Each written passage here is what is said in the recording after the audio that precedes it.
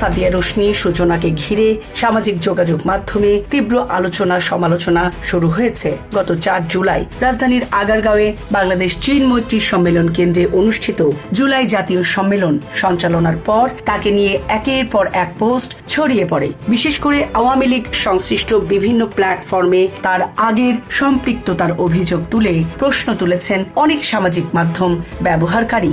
Premium commercial space is now for rent. Featuring ample parking and excellent accessibility, this 4,200 square foot space is ready. Elevate your business and call us today.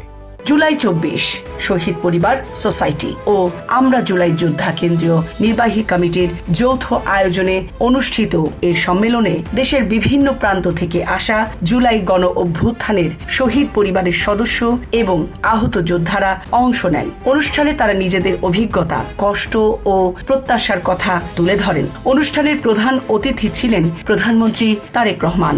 সম্মেলন শেষে নিজের Instagram অ্যাকাউন্টে অনুষ্ঠানের কয়েকটি ছবি প্রকাশ করে সূচনা। সেখানে তিনি জানান, খুব অল্প প্রস্তুতিতে এবং কোনো রিহার্সেল বা লিখিত স্ক্রিপ্ট ছাড়াই তাকে অনুষ্ঠানটি উপস্থাপনা করতে হয়েছে। পোস্টে তিনি লেখেন, একদম রিহার্সেল ও স্ক্রিপ্ট ছাড়া উপস্থাপন করতে হলো, তাও আবার মাননীয় প্রধানমন্ত্রীর আয়োজনে। সুন্দরভাবে যে শেষ হবে এটা কল্পনারও বাইরে ছিল। আরেকটি পোস্টে তিনি বলেন, আজকের আয়োজনের প্রধান অতিথি ছিলেন মাননীয় প্রধানমন্ত্রী জনাব তারেক রহমান। দেশের একজন নাগরিক হিসাবে এবং উপস্থাপক হিসাবে দেশের প্রধানমন্ত্রীকে মঞ্চে আমন্ত্রণ জানাতে পারাটা নিঃসন্দেহে দারুণ একটি অভিজ্ঞতা। এই পোস্ট প্রকাশের পরপরই সামাজিক মাধ্যমে তার অতীতের বিভিন্ন ছবি, পোস্ট ও ভিডিও নতুন করে ছড়িয়ে পড়তে শুরু করে। বিভিন্ন পোস্টে দাবি করা হয়, সূচনা অতীতে আওয়ামী লীগের গবেষণা প্রতিষ্ঠান centre for research and information CRI, young Bangla এবং দল সংশ্লিষ্ট বিভিন্ন অনুষ্ঠান ও প্রচারণামূলক আয়োজনে যুক্ত ছিলেন। একাধিক পোস্টে জয় বাংলা কনসার্ট, শতবর্ষে বঙ্গবন্ধু সহ আওয়ামী লীগ সরকারের বিভিন্ন অনুষ্ঠানে তার উপস্থাপনার ছবি প্রকাশ করে প্রশ্ন তোলা হয়। অতীতে আওয়ামী লীগ সংশ্লিষ্ট বিভিন্ন আয়োজনে কাজ করা একজন উপস্থাপক কিভাবে সরকার পরিবর্তনের পর প্রধানমন্ত্রীর উপস্থিতিতে অনুষ্ঠিত জুলাই জাতীয় সম্মেলন এর মতো গুরুত্বপূর্ণ অনুষ্ঠানের সঞ্চালক হলেন। কিছু পোস্টে আরো অভিযোগ করা হয়, আওয়ামী লীগ সরকারের সময়ের বিভিন্ন মন্ত্রী, সংসদ সদস্য ও রাজনৈতিক নেতাদের সঙ্গে সূচনার ঘনিষ্ঠ যোগাযোগ ছিল। একই সঙ্গে বিএনপির ভেতরে আওয়ামী লীগ ঘনিষ্ঠ ব্যক্তিদের অনুপ্রবেশ ও পুনর্বাসনের অভিযোগও তোলা হয়। তবে এসব অভিযোগের পক্ষে কোনো সরকারি তদন্ত বা স্বাধীনভাবে যাচাই করা তথ্য প্রকাশ করা হয়নি। এমন পোস্টের মন্তব্যের ঘরেও ক্ষোভ প্রকাশ করেন অনেক ব্যবহারকারী। কেউ কেউ অনুষ্ঠানের আয়োজকদের সিদ্ধান্ত নিয়ে প্রশ্ন তোলেন, আবার কেউ দাবি করেন দীর্ঘদিন রাজনৈতিকভাবে সক্রিয় বা নির্যাতিত ব্যক্তিদের বাদ দিয়ে সুবিধাবাদীদের সুযোগ দেওয়া হচ্ছে। যদিও এসব মন্তব্য সম্পূর্ণই সংশ্লিষ্ট ব্যক্তিদের ব্যক্তিগত মতামত। সামাজিক মাধ্যমে আরো কিছু পোস্টে সূচনাকে আওয়ামী লীগের প্রচার যন্ত্র বা প্রোপাগান্ডা সেল এর সঙ্গে যুক্ত বলে দাবি করা হয়। পাশাপাশি তার বিরুদ্ধে বিএনপি চেয়ারপারসন বেগম খালেদা জিয়াকে নিয়ে অতীতে বিতর্কিত পোস্ট করার অভিযোগও আনা হয়েছে। তবে এসব অভিযোগের বিষয়ে সূচনার পক্ষ থেকে এখন পর্যন্ত কোনো প্রকাশ্য ব্যাখ্যা বা প্রতিক্রিয়া পাওয়া যায়নি। সাদিয়া রোশনি সূচনা পেশায় একজন উপস্থাপক।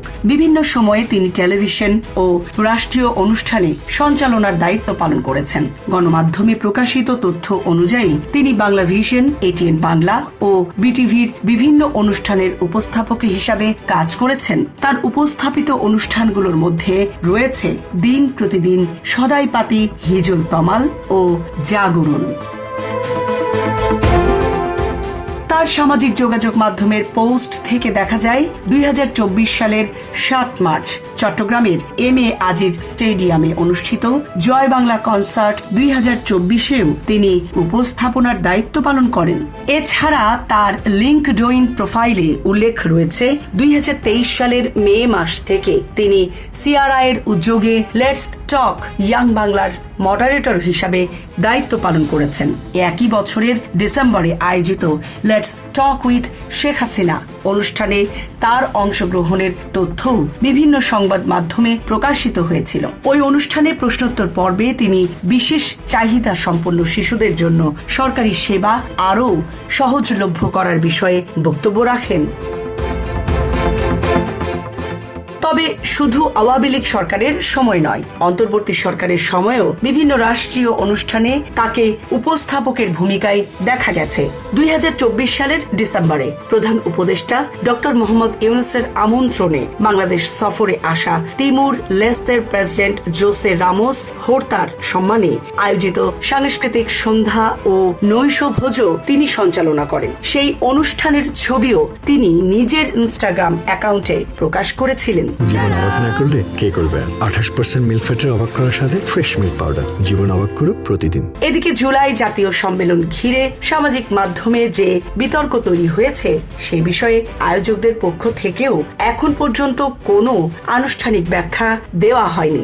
একইভাবে সাদিয়া রোশনির সূচনাও তার বিরুদ্ধে ওঠা সমালোচনা ও অভিযোগ নিয়ে প্রকাশ্যে কোনো মন্তব্য করেননি। সামরিনা প্রীতি, ঢাকা এক্সপ্রেস।